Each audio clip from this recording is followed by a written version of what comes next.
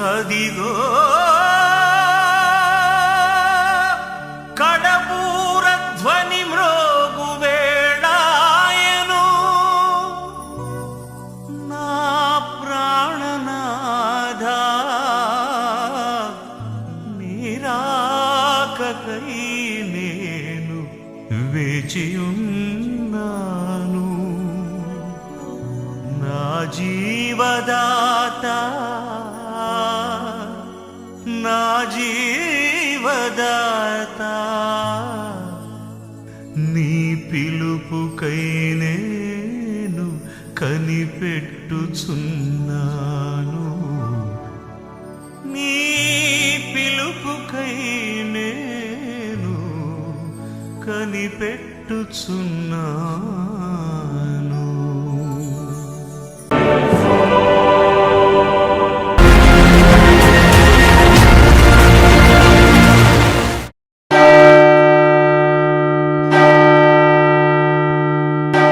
ప్రభువైన యేసుక్రీస్తు నామములో మీ అందరికీ నా హృదయపూర్వక వందనాలు. మీరందరూ బాగున్నారు కదా? మీ సమస్య ఏదైనా అనారోగ్యమా, లేక ఆటంకమా, లేక ఆర్థిక సమస్య, తప్పకుండా అనారోగ్యము లేదా ఆర్థిక సమస్య, ఆర్థిక ఇబ్బంది, ఇవి తప్పకుండా ఉంటాయి. కొంతమంది ఆత్మలో దిగజారిపోతూ ఉంటారు, కొంతమంది ఆర్థికంగా ఇబ్బంది పడుతుంటారు, కొంతమందికి అన్ని పుష్కలంగా ఉంటాయి కానీ మనసులో నెమ్మది ఉండదు, కొంతమందికి అన్నీ సమృద్ధిగానే ఉంటాయి. అంటే ఆత్మలో, శారీరకంగా, ఆరోగ్యంలో, విశ్వాసంలో అన్ని సమృద్ధిగా ఉంటాయి. అయినా మీ గృహంలో ఒకరు మారలేదు. ఆ ఒక్కరు మారితే ఇక మీ సమస్య చాలా బాగుంటుంది. అవునంటారా కాదా? కాబట్టి ఈరోజు నేను మీకు బైబిల్లోంచి ఒక అద్భుతమైన సువాసన గురించి నేను మీకు చెప్పాలని ఆశపడుతున్నాను. సువాసన, ఇల్లంతా సువాసన. దీని గురించి బైబిల్లో మనం వాక్యం చెప్పుకునే ముందు ప్రకటన గ్రంథంలో ఒక మాట మీకు తెలియజేస్తాను. 2వ అధ్యాయం 26వ వచనం, అంతం వరకు నా క్రియలు జాగ్రత్తగా చేయడానికి జనుల మీద అధికారము ఇచ్చేదను. ఈనాటి ఈ వాగ్దానం మీ అందరికీ దేవుడిచ్చే ఒక అద్భుతమైన వాగ్దానం. అంతం వరకు నా క్రియలు జాగ్రత్తగా చేసేవారికి, అంటే నువ్వు అజాగ్రత్తగా ఉండకూడదు. నువ్వు కొంతకాలం అజాగ్రత్తగా ఉన్నావు, దేవుని సన్నిలో తప్పిపోయావు, నీ సమయాన్ని నీకోసమే గడిపావు, నువ్వు దేవునికి ఇవ్వలేదు. దేవుని సమయాన్ని దేవుని కోసం కేటాయించకుండా నీకోసమే కేటాయించుకున్నావు. నీ భార్య, నీ బిడ్డలు, నీ స్వార్థరహితమైన జీవితంలో ఎన్ని ఇబ్బందులు, ఎన్ని ఇక్కట్లు. మీరు అనుకోవచ్చు నాకు డబ్బు ఉంది, ఉద్యోగం ఉంది, అన్ని సమృద్ధిగా ఉన్నాయి, నాకు ఏ ఆటంకం లేదని. కానీ అది దేవుడు అంగీకరించాడు. ఈ లోకపరమైన సమృద్ధి నిత్యజీవనం తీసుకొని వెళ్ళదు. నిత్యజీవనికి వెళ్ళాలంటే నీలో ఒక సమృద్ధి ఉండాలి, అదే సహవాసం. అందుకని ఇక్కడ వాక్యం చెప్తున్నాడు ఏమనంటే, పరలోకంలో ఉన్న దేవుడు పరలోకంలో భూమి మీద ఉన్న మనకి ఒక టెలిఫోన్ లాగా మనకు పంపిస్తూ ఉన్నాడు. ఏంటి ఆ మెసేజ్? పరలోకంలో దేవుడు భూమి మీద ఉన్న మనకి పంపుతున్న మెసేజ్ ఏమిటనంటే, కిందున్న మీరు అంతం వరకు నా క్రియలు జాగ్రత్తగా చేయాలి. నువ్వు గుడికి వెళ్తున్నావు, ఇంకా నా క్రియలు చేయి. నువ్వు స్వార్థ ప్రకటిస్తున్నావు, ఇంకా చేయి. నువ్వు 2 గంటలే మోకాళ్ళ మీద ఉంటున్నావా, ఇంకొక గంట పెంచు. నువ్వు దేవునికి దశమ భాగం 30,000లో 3,000 ఇస్తున్నావా, ఇంకొక 1,000 రూపాయలు పెంచు. దేవునికి నీ సమయాన్ని, నీ ధనాన్ని, నీకున్న సమస్తాన్ని దేవునికి. అప్పుడు నీ హృదయం అనే ఇల్లు సువాసనతో నిండిపోతుంది. నీ కుటుంబము అనే ఇల్లు ఆశీర్వాదంతో నిండిపోతాయి. భూలోకంలో మనిషే ఒక ఇల్లు, మీరు నివసించే ఒక ఇల్లు మీరు కట్టుకున్నారు, అది 2వ ఇల్లు. లేదండి మేము ఇల్లు కట్టుకోలేదు, మాకు ఇల్లు లేదు, స్థలం లేదు అన్న వాళ్ళు ఉంటారా? అయితే ఈ వాక్యం మీకోసమే. నువ్వు ఆర్థిక ఇబ్బంది పడినట్లయితే నేను చెప్పిన మాట జాగ్రత్తగా విను. నేను ఒకప్పుడు క్రీస్తుని నమ్మినప్పుడు బాలుడిగా నేను దశమ భాగం కరెక్ట్గా ఇచ్చేవాడిని. అలా ఇచ్చినప్పుడు ఇప్పటి వరకు దేవుడు నాకు 6 గృహాలు కట్టించాడు. ఇంచుమించుగా నేను ఒక 8 మందిరాల దాకా భూస్థాపన, అంటే కట్టుకోవడానికి దేవుడు సామర్థ్యాన్ని ఇచ్చాడు. ఇప్పుడు మరొక మందిరాన్ని నేను కట్టబోతున్నాను, దానికి ఒక 20 లక్షలు అవుతుంది అంటున్నారు. మీరు కూడా ప్రార్థన చేయండి. నేను ఒక గొప్ప మందిరాన్ని కట్టాలని ఆశ కలిగి ఉన్నాను. ఇప్పటికే నేను చాలా మందిరాలు కట్టాను. అప్పుడు నేను పుట్పట్ మీద పడుకునేవాడిని. క్రీస్తుని నమ్మినప్పుడు ప్లాట్ఫామ్ మీద ఉండేవాడిని. కట్టుకోవడానికి బట్ట లేదు, తినడానికి తిండి లేదు. అయినా నేను నమ్మకంగా దేవుని సన్నిధిలో ఉండేవాడిని. అందరికంటే ముందు వెళ్ళేవాడిని. ఆ బయట ఏదో చిన్న చిన్న పనులు చేసుకొని నాకు వచ్చిన దశమ భాగం 50% దేవుడికి ఇచ్చేవాడిని. ఒకరోజు దేవుడు నన్ను అద్భుతంగా ఆశీర్వదించాడు. 1 అభిషేకించాడు, 2 నా పాపం నుంచి విడిపించాడు, 3 నాకు ఆరోగ్యాన్ని ఇచ్చాడు. నాలో ఒక రోగం ఉండేది, తొలగించాడు. నాకు స్వస్థ ఇచ్చాడు, ఆరోగ్యం ఇచ్చాడు, ఐశ్వర్యం ఇచ్చాడు, ఘనత ఇచ్చాడు. ఈ భారతదేశం నలుమూలల్లో సువార్త ప్రకటించడానికి నన్ను వాడుకున్నాడు. భారతదేశంలో సువార్త ప్రకటించాలంటే ఏ భాష కావాలి? హిందీ కావాలి. నేను చక్కగా మాట్లాడతాను, ఆయా భాషలు మాట్లాడతాను. చూసారా దేవుడు ఒక చిన్న కానుక ఎక్కడ తీసుకెళ్ళిపోయిందో? ఈ భూమి మీద 2 గృహాలు. ఒకటి నువ్వు నివసించే గృహం, రెండోది నీ శరీరమే ఆయనకు మందిరం. మనం నివసించే గృహము గురించి బైబిల్లో ఎక్కడ చెప్పడం లేదు. ఒక మనిషి దేవునికి ఆలయమై ఉన్నాడు. నీవే ఆయన ఏర్పాటు చేసుకున్న సువాసన గల గృహము. నీలో పాపం ఉందనుకోండి, అది దుర్వాసన. త్రాగుడు అనేది దుర్వాసన, అబద్ధం అనేది దుర్వాసన, చిరాకు పడ్డం దుర్వాసన, నువ్వు దేవుని సన్నిధికి వెళ్ళకుండా మానేసావు దుర్వాసన. ఒక 1 రోజులు స్నానం చేయడం మానేస్తే ఎంత దుర్వాసనో, మందిరాన్ని కూడా విడిచిపెట్టడం అంతకంటే ఎక్కువ దుర్వాసన. మన మందిరము మనల్ని ఏం చేస్తుంది? నీ మందిరాన్ని దేవుని మందిరంతో ఏకీవించినప్పుడు, అంటే నీ శరీరం అనే ఆకారము దేవుని మందిరంతో ఏకీవించినప్పుడు నీ హృదయము, నీ శరీరము ఆరోగ్యముతో, సువాసనతో నిండిపోతుంది. కాబట్టి ఇక్కడ మీరు తెలుసుకోవలసిన ఒక గొప్ప సత్యం ఉన్నది. ఏమని అనంటే, అంతము వరకు నా క్రియలు జాగ్రత్తగా చేయడానికి జనుల మీద అధికారం ఇచ్చేదను. ఎలా చేయాలంటే జాగ్రత్త. భక్తి అనేది జాగ్రత్త కూడింది. అన్యజనుల్లో జాగ్రత్త ఉండదు, స్వేచ్ఛ. అంటే వాళ్ళు వెళ్ళేది నరకం. వాళ్ళు అది చేసే భక్తిలో నిత్య జీవం లేదు. యేసుక్రీస్తు లేకుండా చేసే ఏ భక్తి అయినా సరే నిత్య జీవం లేదు, పాపక్షమాపణ లేదు, సువాసన లేదు.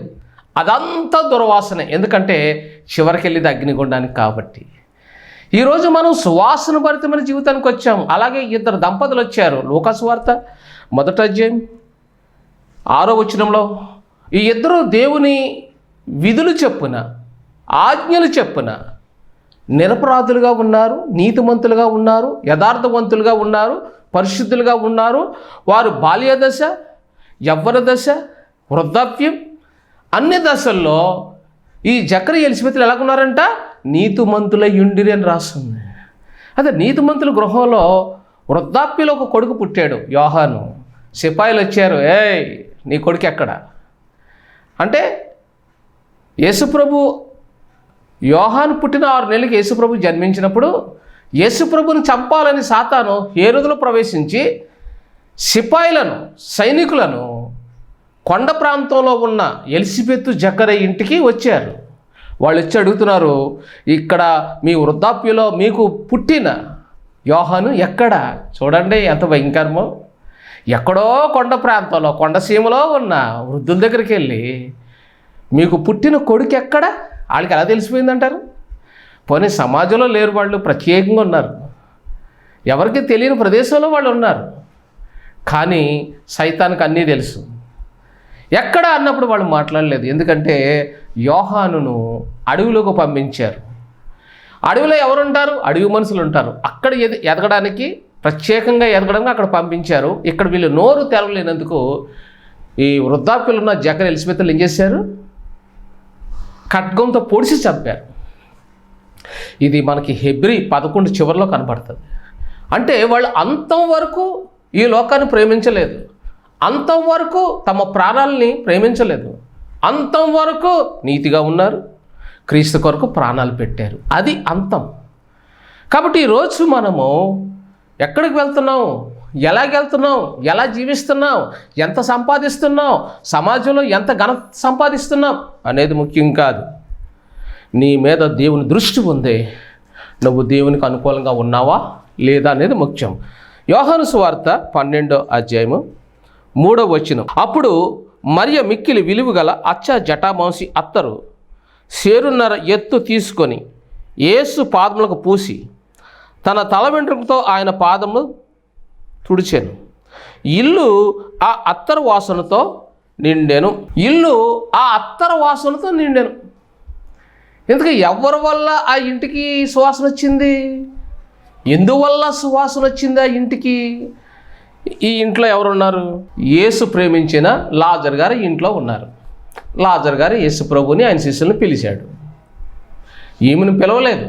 ఈమె పిలవకుండానే అక్కడికి వచ్చి తమ పాపములు ఒప్పుకుంటూ ఉంది. అదే మనము మార్కు సువార్తలో అయితే అక్కడ ఒక స్త్రీ ఉంటుంది. ఆ స్త్రీ ఏం చేసిందంటే యేసు ప్రభు 16వ అధ్యాయం 11వ వచనంలో అక్కడ కూడా ఒక స్త్రీ ఉంటుంది. ఆ స్త్రీ ఏం చేసింది? యేసు ప్రభు పాదాలను ఆమె కూడా యాజిటిస్గా కడిగింది. ఒక అధ్యాయంలో పాపాత్మురాలైన స్త్రీ అని వ్రాయబడి ఉంది. ఈ అధ్యాయంలో మగ్దలేని మరియని ఇక్కడ వ్రాయబడి ఉంది. ఏదేమైనా ఇద్దరు స్త్రీలు యేసు ప్రభు దగ్గరికి వచ్చారు. వారు వచ్చినందువల్ల వారి రాకతో ఆ ఇల్లు సువాసనతో నింపబడింది. ఎందుకు అని అంటే వచ్చిన వాళ్ళు పశ్చాత్తాపంతో వచ్చారు. మీరు గుడికి వెళ్ళినప్పుడు దీన మనసుతో స్తుతిస్తూ, కీర్తిస్తూ, కొనియాడుతూ, దేవుణ్ణి గణపరుస్తూ, దేవుడు మీ పట్ల చేసిన కార్యాలను ప్రశంసిస్తూ మీ హృదయాల్లో పాటలు పాడుకుంటూ గుడిలోకి వెళ్ళావు అనుకోండి, అప్పుడు దేవుడు నిన్ను చూసి ఆశీర్వదిస్తాడు. ఇప్పుడు గుడికి వెళ్ళేవాళ్ళు, దేవుని సన్నిధికి వెళ్ళేవాళ్ళు ఏం చేస్తారంటే త్వరగా ముగించేస్తే వెళ్ళిపోదాం. అంటే వీళ్ళకి రావడమే ఇష్టం లేదు. అందుకనే ఆలస్యంగా వచ్చారు, తొందరగా వెళ్ళిపోతారు. అంటే వీళ్ళు వచ్చింది నిర్లక్ష్యంతో. కానీ ఇక్కడ వచ్చిన ఈ స్త్రీలు నిర్లక్ష్యంగా రాలేదు, పశ్చాత్తాపంతో వచ్చింది. పశ్చాత్తాపంతో కన్నీళ్లతో వచ్చారు. యేసు ప్రభు ఆ ఇంట్లోకి వచ్చినప్పుడు 3 క్రియలు జరగాలి. 1 కాళ్ళు కడగాలి, 2 అత్తరు పొయ్యాలి, 3 ముద్దు పెట్టాలి. ఈ 3 అక్కడ పిలిచిన సీమోను చేయలేదు. అలాగే ఇక్కడ లాజరు కూడా చేయలేదు. కానీ ఈ స్త్రీ పిలవకుండానే వచ్చి ఈ 3 చేసి సువాసన భరితంగా ఆమె జీవితాన్ని మార్చుకుంది. యేసు ప్రభు ఇచ్చిన గొప్ప జవాబు, అమ్మా నీ పాపములు క్షమించబడి ఉన్నవి. ఈ లోకంలో యేసుక్రీస్తు తప్ప పాపములు క్షమించే అధికారము ఏ మతంలోని లేదు, ఏ మార్గంలోని లేదు, ఏ భక్తిలోని లేదు. ఒక్క యేసుక్రీస్తులోనే పాప క్షమాపణ. అందుకని మీరు చదువుకున్న సర్టిఫికెట్లు మీరు తెరిచి చూడండి, అక్కడ ఎంట్రన్స్లోనే క్రీస్తు శకం అనేది కనపడుతుంది. క్రీస్తు శకం అనేది నీ డేట్ ఆఫ్ బర్త్లో ఉంది అని అంటే క్రీస్తు లేకుండా నువ్వు పుట్టలేదు, క్రీస్తు లేకుండా నువ్వు పరలోకం చేరలేవు. క్రీస్తు ఉండాలి పరలోకం చేరాలంటే. భూమి మీద ఎలాగైనా బ్రతికేస్తారులేండి, క్రీస్తు లేకపోయినా బ్రతికేస్తారు. కానీ నువ్వు చనిపోయికి మాత్రం క్రీస్తు కావాలి సుమా. ఇక్కడ అందుకేనే ఈయన నీ పాపములు క్షమించబడి ఉన్నవి అంటే అర్థం ఏంటి?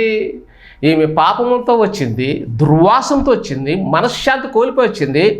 ఈమెకి ఎన్నో వ్యాధులుండి ఉండవచ్చు, ఎన్నో సమస్యలు ఉన్నాయి, ఎంతో అవమానం ఉంది, ఎన్నో ఆటంకాలు ఉన్నాయి.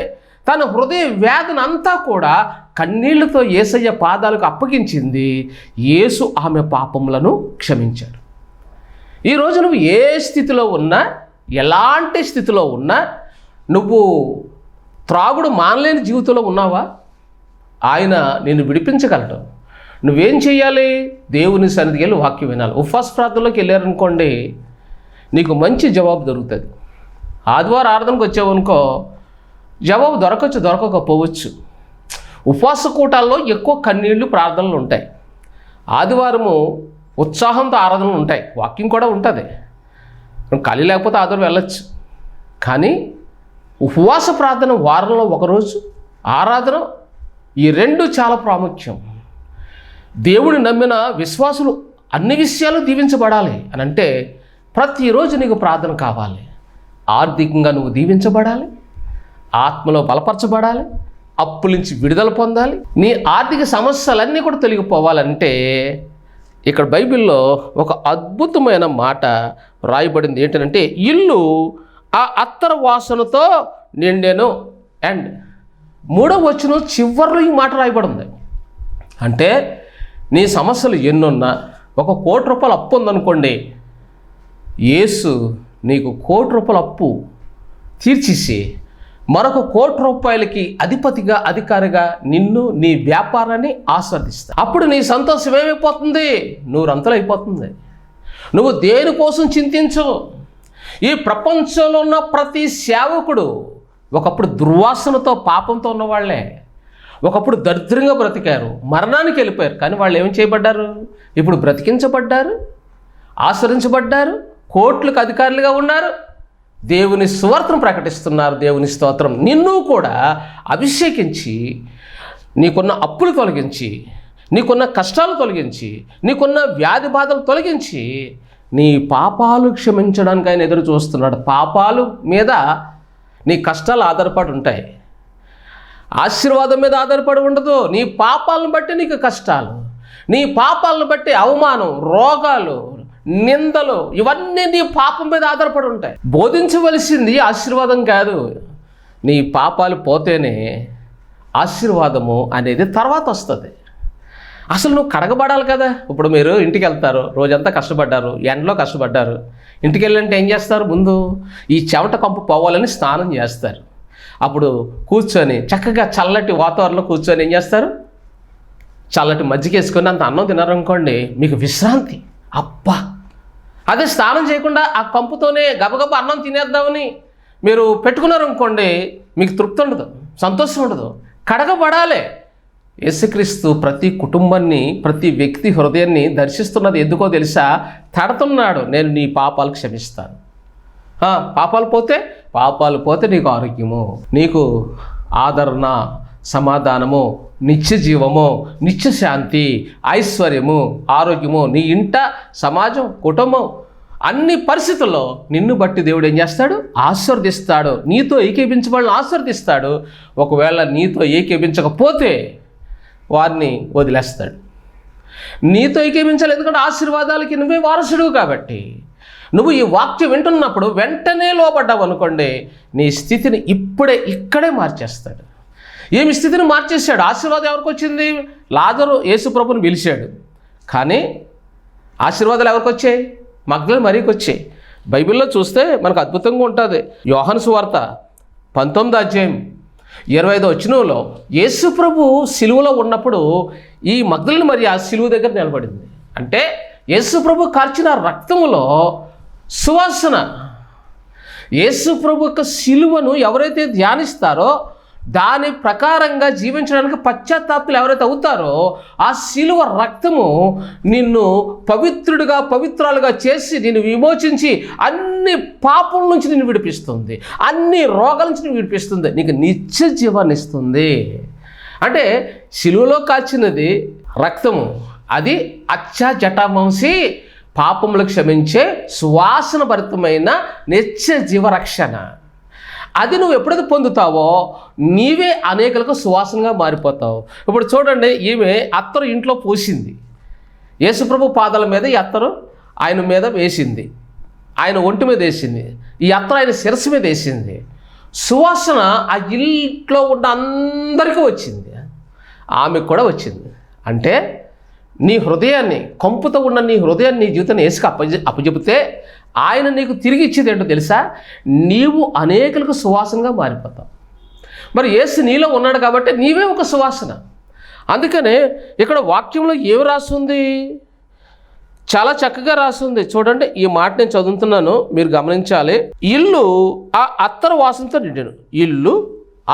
ఇల్లు ఆ అత్తరుతో నిండి ఉండెను. ఆ అనే అక్షరాలు 2 ఉన్నాయి. ఒక ఆ అల్ప, ఒక ఆ అద్వితీయుడు. అద్వితీయ దేవుడే, అల్ప అయి ఉన్న దేవుడే, ఆ పరిశుద్ధుడే, పరమాత్ముడే శరీరధారిగా వచ్చాడు.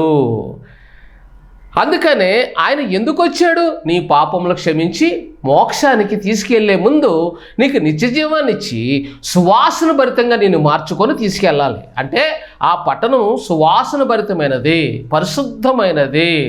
పాపులు ప్రవేశించడానికి అందులో త్రోవ లేదు, మార్గం లేదు. పరిశుద్ధులకే మార్గం. పరిశుద్ధులు అనగా అచ్చా జటామాంసి. ఇప్పుడు నీవు అచ్చా జటామాంసిగా మారిపోవాలి. నీవు ఆ అత్తరుగా మారిపోవాలి. మొదటి అత్తరు యేసుక్రీస్తు, రెండో అత్తరు నీవు. ఆయన అత్తరు, శిలువలో ఉన్న రక్తం నీలోకి ఎప్పుడైతే వస్తుందో నీలో ఉన్న కంపు పోయి అచ్చా జటామాంసి అత్తరుగా నువ్వు మారిపోతావు. అప్పుడు నువ్వు ఎక్కడికి వెళ్ళినా సరే సువాసన, నువ్వు ఎక్కడికి వెళ్ళినా సరే సంతోషం. ప్రియులారా, నేను ఒకప్పుడు హిందూగా ఉన్నప్పుడు మరణానికి దగ్గరగా ఉన్నాను, రోగంతో చనిపోతున్నాను. 3 దరిద్రత అనిపించాను. తినడానికి అన్నం లేదు, ఆరోగ్యం లేదు. మరణం నాకు దగ్గరగా వచ్చింది. చచ్చిపోతాడు 80కి అన్నారు. 1980కి చచ్చిపోతాడు. చిన్న పిల్లవాడు నేను. డాక్టర్లు కూడా చెప్పారు. నన్ను శనివారం ఉపవాస ప్రార్థనగా పెంతెకోస్తు సంఘాన్ని తీసుకెళ్లారు. ఆ సంఘం పేరు జీవము గల క్రీస్తు సంఘం. అందులో దైవజనరాలు స్త్రీ, ఆమె అన్మ్యారీడ్. ఆమె దగ్గరికి ఎప్పుడైతే వెళ్ళానో నేను విగ్రహార్థికుడిగా ఉన్నాను. నన్ను పట్టుకున్న దెయ్యాలన్నీ కూడా పేరు చెప్పి మరి వెళ్ళిపోయినాయి. ఇతను విగ్రహారం చేసినప్పుడు, ఈ బాల్యంలో ఇతను విగ్రహాలకు దండం పెట్టినప్పుడు, పూజిస్తున్నప్పుడు మేము ఇతనిలో ప్రవేశించాము. ఇతను నిజమైన దేవుడిని నమ్ముకున్నాడు, క్రీస్తుని నమ్ముకున్నాడు, జీవాధిపతిని నమ్ముకున్నాడు. కాబట్టి చీకటై ఉన్న మేము వెలుగై ఉన్న దేవుని దగ్గరికి ఇతను వచ్చాడు కాబట్టి మాకు మేము వదిలేస్తున్నామని చెప్పి అవి కేకలేసి వెళ్ళిపోయినాయి. ఇప్పుడు చెప్పండి, ఒక విగ్రహార్థికుడు ఉన్న నేను ఈరోజు మీ ముందు నిలబడ్డాను. ఇంచుమించుగా నేను బ్రతికింది 45 సంవత్సరాలు. అంటే బాలుడుగా చిన్న పిల్లడుగా ఉన్నాను, దెయ్యాలు పట్టుకున్నాయి, విగ్రహార్థం బీభత్సంగా చేసేవాడు. నన్ను దేవుడు దీవించాడు. ఎక్కడ? బొంబాయిలో. మాది కాకినాడ నుంచి బొంబాయి వెళ్ళిపోయాం. అక్కడ 2 అంతస్తుల డాబా కట్టాను. కాకినాడలో 3, కోనసీమలో 2 ఇళ్ళు. ఎన్ని సంఘాలు కట్టడానికి కృప చూపించాడో, ఎంత ఆశీర్వాదం దేవుడు ఇచ్చాడో, ఎంత కృప ఇచ్చాడో. అల్పుడైన నాకు, దరిద్రుడైన నాకు, మరణిస్తున్న నాకు నా పాపాలు క్షమించాడు, అంతేనండి. అక్కడి నుంచి నా టర్నింగ్ పాయింట్ అంతా మారిపోయింది.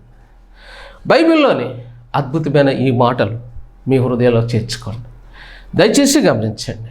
ఈ వాక్యం వింటున్న మీ హృదయాల్లో క్రీస్తుని సురక్షితంగా చేర్చుకొని మీ ఇల్లంతా కూడా ఆశీర్వాదభరితంగా మార్చుకోండి. ఆశీర్వాదము అని అంటే ఒట్టిగా రాదు. నీ జీవితాన్ని క్రీస్తుకు సమర్పించు, క్రీస్తుని విశ్వాసముంచు, మారు మనసు పొందండి, మీ పాపల కొరకు పశ్చాత్తాపపడండి. ఆ సిలువలో కాచిన రక్తం నీకోసమే. యేసు నీ కొరకు మరణించాడు. యేసు కొరకు, యేసు మార్గాన్ని సిద్ధపరిచే యోహాను కొరకు వృద్ధాప్యులను ఎలిజబెత్ జకర్యాలో ప్రాణం పెట్టి చివరి వరకు వాళ్ళు నమ్మకం కూడా చనిపోయారు. మనం కూడా చివరి వరకు నమ్మకంగా ఉందాం. దేవుడి మాటలో మనందరూ వినుకొల్లో దీవించి ఆస్వాదించింది కాక. పరిశుద్ధుల ఈ వాక్యం విన్న బిడ్డలను దీవించండి, నిశలో చెంతకు నడిపించండి, మహిమ ఘనత మీరు పొందండి. యేసు పరిశుద్ధ నామంలో స్తుతించి ప్రార్థిస్తున్నాం మా పరమ తండ్రి. ఆమేన్. వందనాలు. చుట్టెతేనే దారల కన్నా యేసు నామమే మధురం, యేసయ్య సన్నిధినే మరువజాలను. చుట్టెతేనే దారల కన్నా యేసు నామమే మధురం, యేసయ్య సన్నిధినే మరువజాలను. జీవితకాలమంతా ఆనందించెదా, యేసయ్యనే ఆరాధించెదా. జీవితకాలమంతా ఆనందించెదా, యేసయ్యనే ఆరాధించెదా. చుట్టెతేనే దారల కన్నా యేసు నామమే మధురం, యేసయ్య సన్నిధినే మరువజాలను.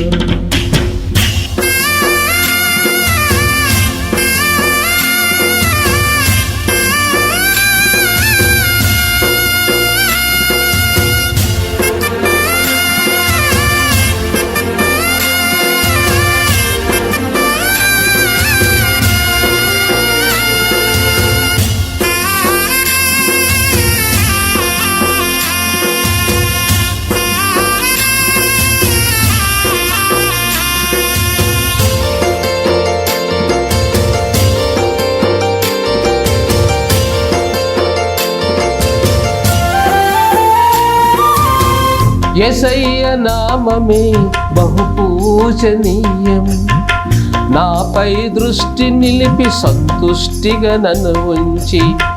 యేసయ్య నామమే బహు పూజనీయం, నాపై దృష్టి నిలిపి సంతృష్టిగా నన్ను ఉంచి.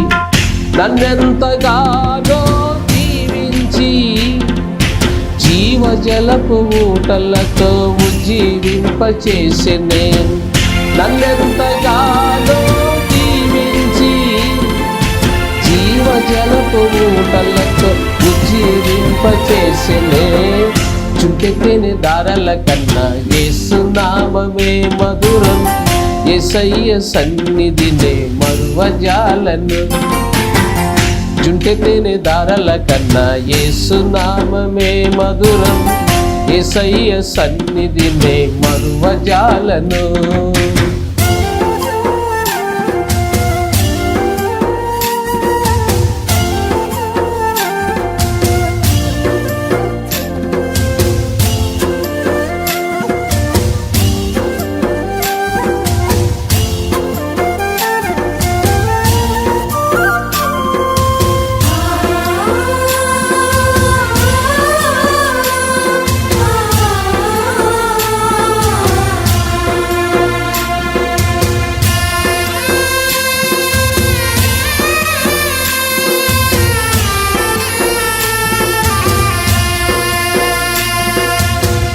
యేసయ్య నామమే బలమైన దుర్గము, నా తోడై నిలిచి క్షేమముగా నన్ను దాచి. యేసయ్య నామమే బలమైన దుర్గము, నా తోడై నిలిచి క్షేమముగా నన్ను దాచి. నన్నెంతగానో కరుణించి పవిత్ర లేఖనాలతో ఉజ్జీవింపచేసెనే. నన్నెంతగానో కరుణించి పవిత్ర లేఖనాలతో ఉజ్జీవింపచేసెనే. చుట్టెని దారల కన్నా యేసు నామమే మధురం, యేసయ్య సన్నిధినే మరువజాలను. జుంటెని దారల కన్నా యేసు నామమే మధురం, యేసయ్య సన్నిధినే మరువజాలను.